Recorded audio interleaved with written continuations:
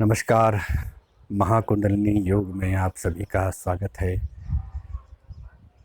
अष्टाचक्र नवद्वारा देवानां पुरोयोध्या तस्यां हिरण्यमयी कोशे स्वर्गा ज्योतिषावृतः।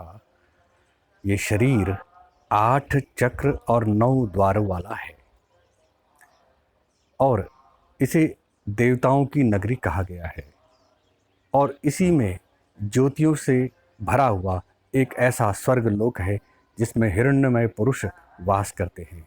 हिरण्यमय पुरुष प्राणमय कोश अर्थात इस पंचभूत संसार से परे जो पंचभूतों को उत्पन्न करने वाली प्राण ऊर्जाएं हैं अर्थात प्राण, व्यान, अपान, आकाश और पृथ्वी, उस स्वरूप में जो परमात्मा हिरण्यगर्भ रूप ज्योतियों से भरा रहता है, श्वेता आकाश रूप होकर सब जगह व्याप्त है। यानी इस संसार से पूर्व भी, अब भी, वर्तमान में भी और इस संसार से परे भी वो हिरण्यगर्भ हमारे चित्त आकाश में सदैव ज्योतिर्मय रूप में प्रकाशित होता है।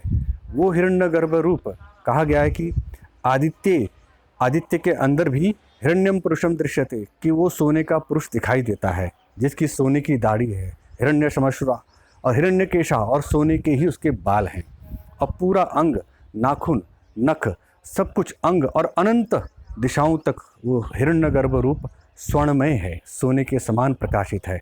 वही हिरण्यगर्भ पुरुष अपनी ही प्रतिछाया, अपने ही अंश रूप में हम सब शरीर, मनुष्य शरीर के भीतर भी जो प्राण चक्र है उसमें भी वो ज्योतिर्मान हो रहा है। 7 चक्रों के 7 रंग हैं। मूलाधार चक्र, स्वादिष्ठान चक्र, मणिपुर चक्र, अनाहत चक्र, सहस्रार चक्र, आज्ञा चक्र, ये 7 रंग के 7 चक्र हैं। और उसके बाद सहस्रार चक्र में वायलेट कलर, नीचे रेड कलर, ऊपर ब्लू के बाद वायलेट कलर, बैंगनी कलर, ये 7 रंग जब इकट्ठे मिलते हैं उस 8वें चक्र में जो ऊपर एक आकाश में है, उस आकाश में वो श्वेत स्वरूप हो जाते हैं। सारे संग मिलकर एक श्वेत आकाश का निर्माण करते हैं। उस श्वेत आकाश में ही हमारे इस वर्तमान जीवन के प्रारब्ध कर्मों का लेखा जोखा लिखा हुआ है। या यूँ कह सकते हैं कि इस संसार को चलाने के लिए जब जीवन, बहुत सारे जीवनों की कल्पना की गई है, बहुत सारे शरीरों की रचना हुई है, उनका जो बीज रूप में प्रारब्ध फल था, प्रारब्ध कर्म वहाँ जो रजिस्टर्ड थे, अंकित थे, उसी रजिस्टर्ड प्रारब्ध फलों से हमारा जुड़ाव होता है जीवात्मा का। किसके आधार पर? उससे परे जो संचित कर्म हैं, जन्म जन्मांतर की इच्छाएं, वासनाएं और कर्म और उनके फल जो वहाँ एकत्रित हैं, उन्हीं के वशीभूत अंतिम समय जब देह त्यागा था, प्राण हमारे त्यागे थे, उस प्राण त्यागने के तुरंत बाद ही वो तय हो जाता है कि आप प्रारब्ध चेतना में जुड़ेंगे। कौन सी प्रारब्ध चेतना में? जो उस आकाश के तल पर विद्यमान है, जो 7 चक्रों से ऊपर है। उस 8वें चक्र को भेदे बिना प्राणमय कोश में प्रवेश नहीं होता है। परंतु जब 7 चक्रों को आप जागृत करेंगे तभी ये संभव है।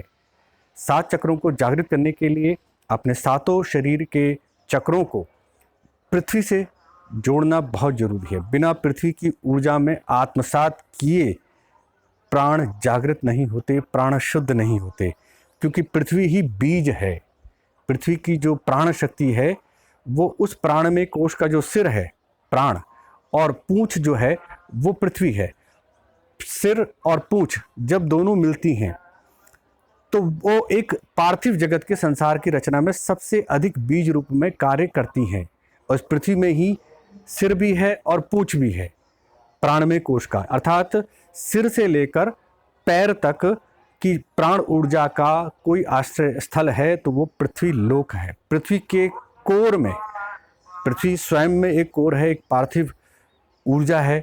पार्थिव ऊर्जा के ऊपर उसके आवरण में जहाँ आकाश नहीं है, अवकाश नहीं है, वहाँ पार्थिव चेतना है। पार्थिव चेतना हम शरीर जो धारण कर रहे हैं उस शरीर की पार्थिव चेतना का मूल पृथ्वी के आवरण में है, पृथ्वी के अपर कोर लेवल पर है।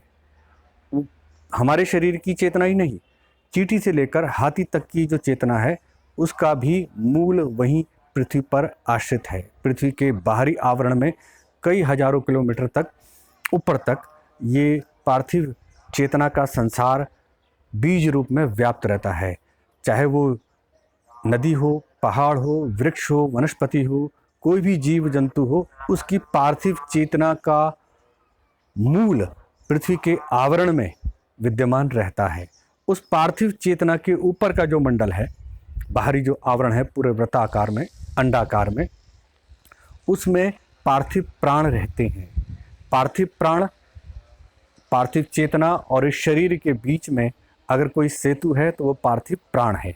उस पार्थिव प्राण की वो मंडल वहीं पे बीज रूप में उस पार्थिव चेतना से संबंधित होकर फिर ये ऊपर के पृथ्वी लोक में जो देखते हैं कि हम चट्टान से लेकर खनिज संपदा, वनस्पति, ये जो संसार उत्पन्न हुआ है, इस संसार को जो हम अन्न जल ग्रहण करते हैं और इस शरीर को बड़ा करते हैं, स्वस्थ रखते हैं, इंद्रियों को हम जागृत करके भोगते हैं, वो सारी शक्ति इस पृथ्वी से आती है। परंतु मूल में पृथ्वी तत्व है। तो हम सातों चक्रों को, अपनी ऊर्जा को, पूरे शरीर की ऊर्जा को उसकी चेतना से परे ले जाकर, यानी प्राण में, प्राण शरीर से परे, प्राण के जो केंद्र हैं 7 चक्र, उसके जो मूल में जो केंद्र है, उसके जो परे जो केंद्र है, परे जो आत्मसत्ता है, वो आत्मसत्ता पार्थिव चेतना है। उस पार्थिव चेतना को पृथ्वी के अपर कोर लेवल तक हम वहाँ तक महसूस करें, अनुभव करें योग क्रिया के द्वारा, और उस पूरी पार्थिव चेतना को पृथ्वी पर आत्मसात करें, पृथ्वी पर नमन करें, क्योंकि पृथ्वी ही माँ है, पृथ्वी ही ऐसी शक्ति है जिसने इस संसार को उत्पन्न करने का कारण रूप धारण किया हुआ है। तो हम जब अपनी आत्म चेतना को, पार्थिव चेतना को पृथ्वी की चेतना से पूरी तरह से समाहित कर देते हैं, तब हमें एक नई ऊर्जा प्राप्त होती है, जो पृथ्वी के आवरण मंडल में, जिस चंद्रमा का जो पथ मंडल है, वहाँ पर जो अपान शक्ति है, हम उस ऊर्जा से भी हम कनेक्ट हो जाते हैं, जुड़ जाते हैं। उस अपान की ऊर्जा को प्राप्त करने के बाद फिर सूर्य लोक के भीतर जो व्यान प्राण है, उसमें 7 रंग को क्रमशः आप महसूस करते रहें, अनुभव करते रहें, और जब आप क्राउन चक्रा से ऊपर अपनी चेतना को ले जाते हैं और जब सूर्य के भीतर प्रवेश करते हैं, तो दोनों की गति को समान रूप से आप अनुभव करते रहें। क्राउन चक्रा के ऊपर, वायलेट कलर के ऊपर जो श्वेत आकाश है, उसी में 7 रंगों को अनुभव करें, वही क्रम से जो सूर्य का क्रम है, लाल, orange, red, orange, yellow, green, sky blue, blue, violet, इस तरह से आप अनुभव कर सकते हैं। जब आप इन रंगों को पार करने में सक्षम हो जाते हैं योग क्रिया के द्वारा, तो मानो आपका सूर्य की व्यान शक्ति में प्रवेश हो गया है।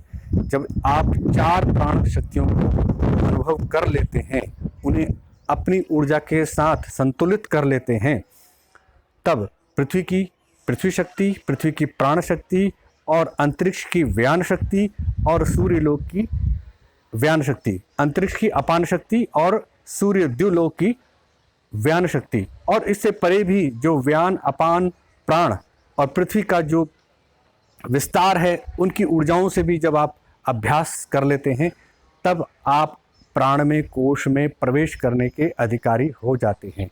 प्राण में, कोश में प्रवेश करने का अधिकारी होने का अर्थ ये है कि आप इच्छाओं से, संसार की, इस पार्थिव संसार की इच्छाओं से ऊपर उठकर आत्म चेतना, संचित चेतना में आप प्रवेश करने में सक्षम हो गए हैं। संचित चेतना में प्रवेश करने का अभिप्राय यह है कि आप अपने कर्मों के साक्षी भाव होने के अधिकारी हो गए हैं।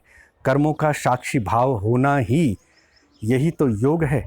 और ये 8 चक्रों को जागृत करके, उन्हें शुद्ध करके, नीचे के जो चक्र हैं, एक बार शक्तिपात हो गया तो आज्ञा चक्र शुद्ध हो जाता है।